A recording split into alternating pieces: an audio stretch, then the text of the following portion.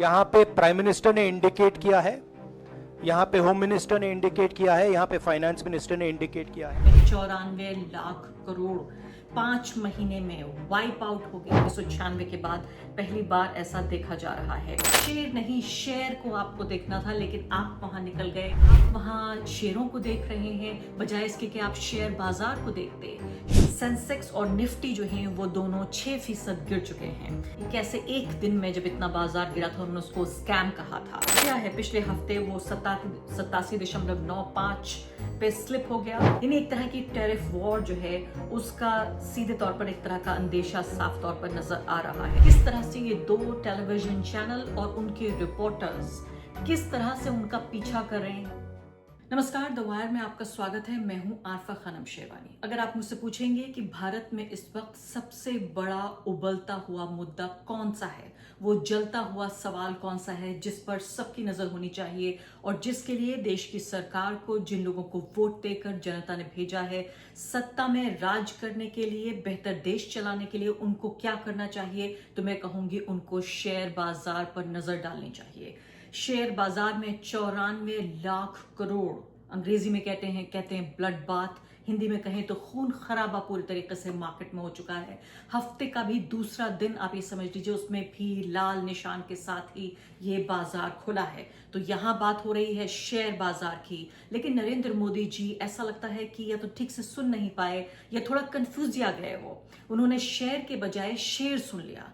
इधर आप ये देख रहे हैं कि शेयर बाजार में 94 लाख करोड़ 5 महीने में वाइप आउट हो गया। पूरे तरीके से ये पैसा चला गया और ये पैसा है छोटे इन्वेस्टर का। वो लोग जो बेरोजगारी से, महंगाई से त्रस्त हैं, उन लोगों ने, ज्यादातर लोगों ने जिन्होंने पैसा लगाया मार्केट में और उम्मीद ये की, पैसा उनको फायदा भी हुआ पिछले सालों में, उन्होंने उम्मीद ये की कि इससे कुछ आमदनी होती रहेगी, वो लोग लगातार परेशानी में नजर आ रहे हैं। पिछले 5 महीने से मार्केट उठा ही नहीं है। ये सन 1995-96 के बाद पहली बार इस तरह से देखा जा रहा है कि ऐतिहासिक गिरावट है। इसकी क्या वजह है, इस पर मैं आऊंगी।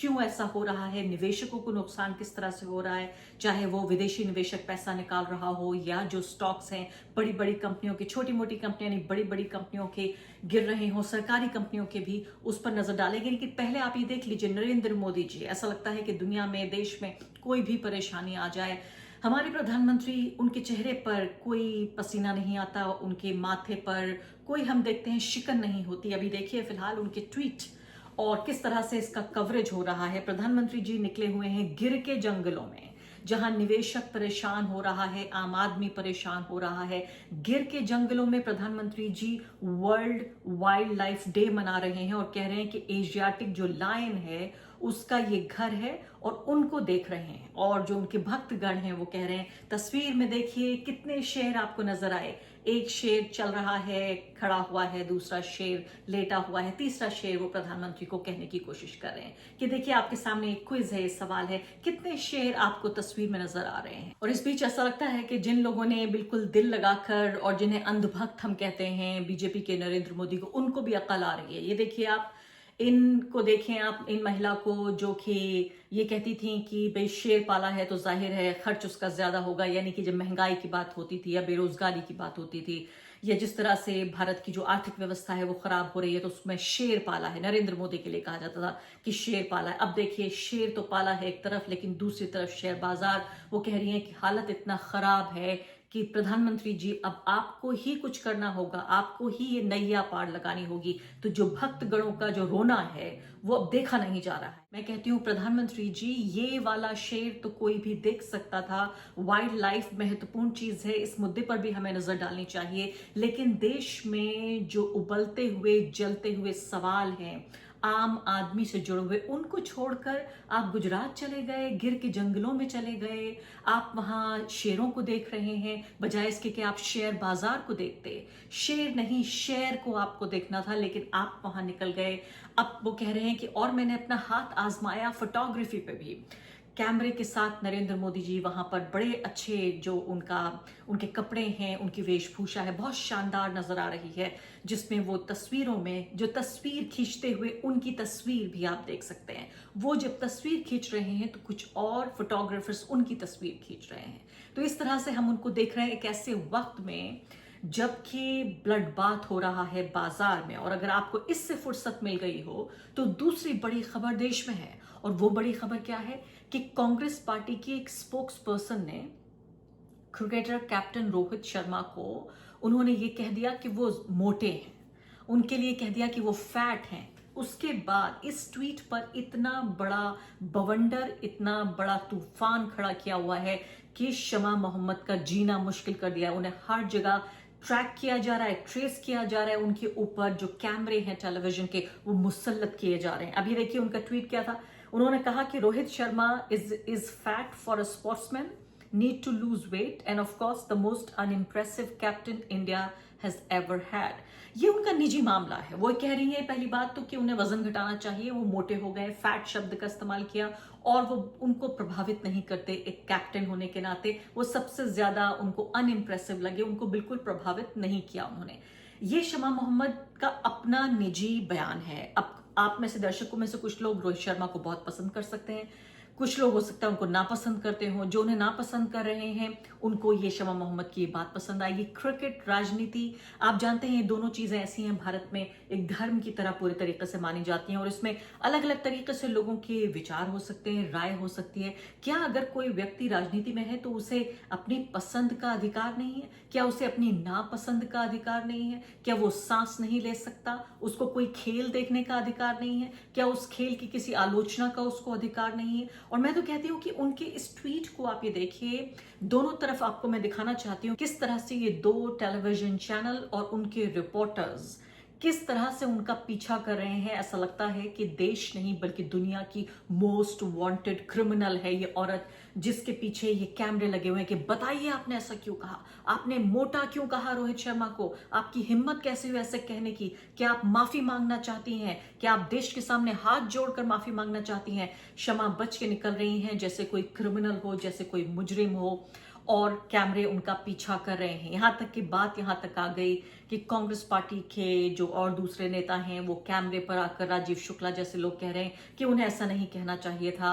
पवन खेड़ा का मैं ट्वीट देख रही हूं, उन्होंने कहा है कि पार्टी ने उनसे कहा है कि फौरन इस ट्वीट को डिलीट किया जाए। तो हद यहां तक हो गई है कि एक कोई राय उन्होंने पेश की एक क्रिकेटर या एक कैप्टन के बारे में, हो सकता है बहुत सारे लोगों को बुरी लगी हो, लेकिन क्या ये इतना बड़ा मुद्दा है कि एक तरफ 94 लाख करोड़ आम आदमी का हित, आम आदमी का नुकसान, पूरे शेयर बाजार में ब्लड बाथ, दूसरी तरफ आप ये देखिए कि शमा मोहम्मद के मुद्दे को पूरे तरीके से राष्ट्रीय मुद्दा बनाकर पेश किया जा रहा है ताकि इस पर से ध्यान हटा लिया जाए। तो सीधे तौर पर मैं कहूंगी काफी हद तक कामयाब भी हो रहे हैं। अभी आप ट्विटर पे जाइए तो आप देखेंगे शमा मोहम्मद के परिवार, उनकी एक नहीं उनकी 7 पुश्तों को कब्र खोद के निकाल लिया गया है कि ये देखिए कौन है, ये इनके पति हैं, ये इनके बच्चे हैं, इन्होंने ये केक बनाया, इन्होंने फला चीज की, मतलब जिस तरह से उन्हें अपमानित करने की कोशिश हो रही है। अब दोबारा पर आप आ जाइए मुद्दे की बात पर, और मुद्दे की बात क्या है? वही बात जिस पर लगातार राहुल गांधी आकाशवाणी करते रहे, अभी नहीं बल्कि पिछले साल से इस बात को लगातार वो कहते रहे हैं।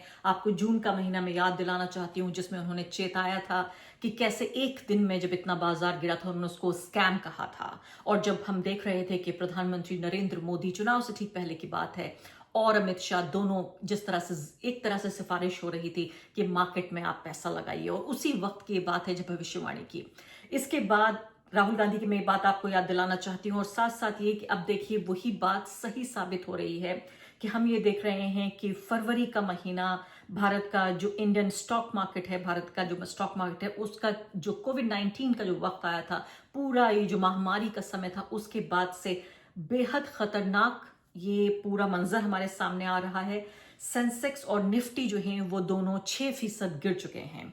ये रिपोर्ट आप पढ़िए, और अगर सिर्फ हम जनवरी फरवरी का महीना ले लें, यानी 2025 का ही हम ले लें, तो जो बीएसई सेंसेक्स है और एनएसई निफ्टी है वो 7% वो लूज कर चुके हैं, और 62 लाख करोड़ रुपया जो इन्वेस्टर का वेल्थ, उनका पैसा था, वो जाया हो चुका है, वो गारत हो चुका है। यानी कि हालांकि मार्केट में जब मार्केट नीचे जाता है तब भी कहा जाता है कि उन शेयरों को खरीदा जाए ताकि जब मार्केट ऊपर जाए तो फायदा हो, लेकिन जब 5 महीने लगातार जब ये बाजार गिर रहा है और कोई राहत नहीं है, आप बताइए आप में से कितने ऐसे लोग हैं या मैं ऐसे कितने लोगों को जानती हूं जो अपना पैसा एक बार बाजार में लगा के पूरी तरीके से भूल जाएं। 5 महीने नहीं, 10 महीने, साल भर के कभी तो चलिए बाजार ऊपर जाएगा और जब बाजार ऊपर जाएगा तो मैं अपना पैसा निकाल लूंगा। ये वो लोग हैं जो कुछ हफ्ते या महीने के लिए अपना पैसा लगाया करते थे और जब बाजार उन्हें बेहतर नजर आता था अपना पैसा निकाल लिया करते थे।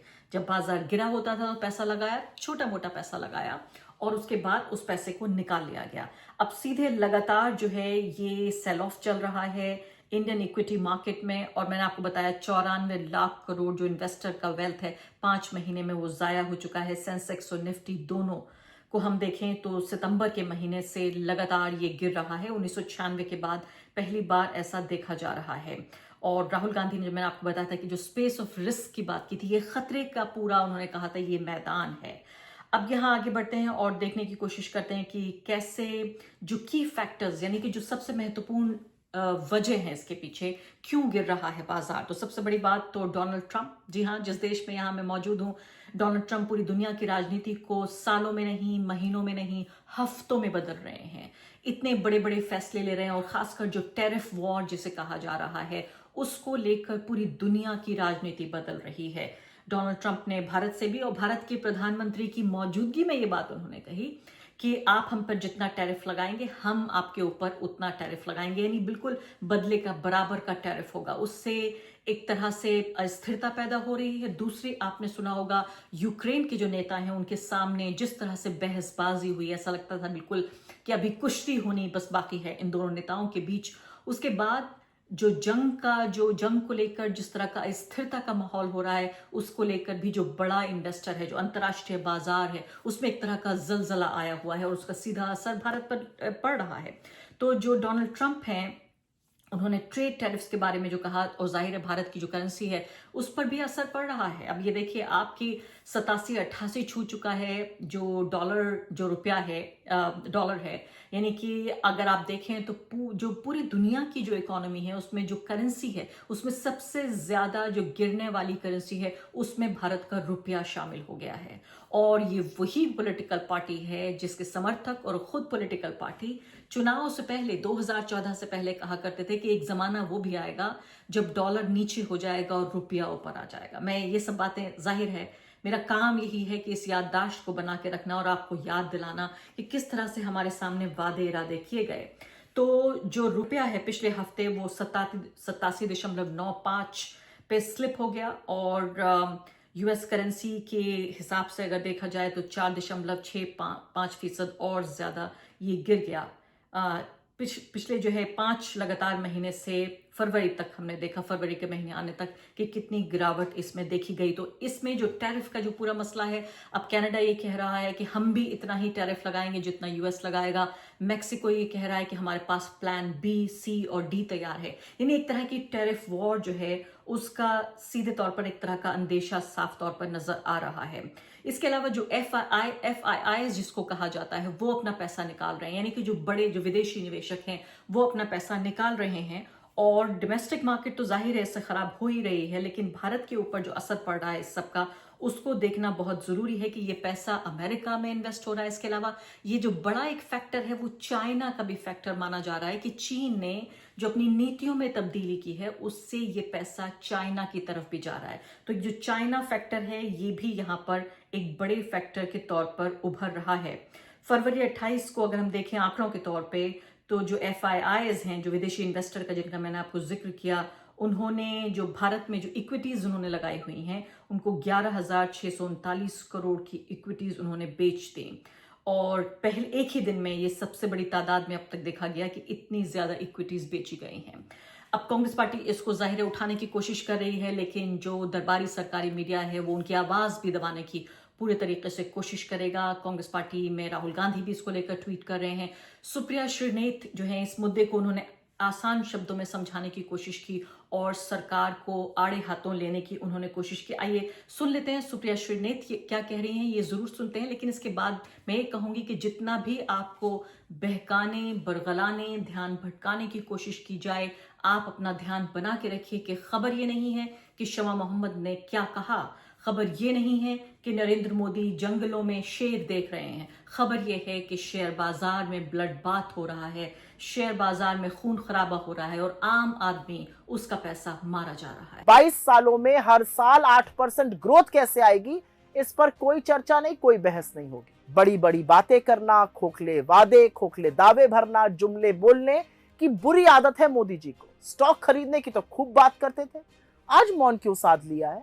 6 महीने से लगातार गिर रहे बाजार में छोटे इन्वेस्टर को बचाने के लिए क्या सरकार के पास कोई योजना है या नहीं? द वायर के और वीडियोस देखने के लिए सब्सक्राइब करें और बेल आइकन पर क्लिक करें। स्वतंत्र पत्रकारिता की आर्थिक मदद करने के लिए डिस्क्रिप्शन में दिए गए लिंक पर जाएं और अपनी राशि चुनें।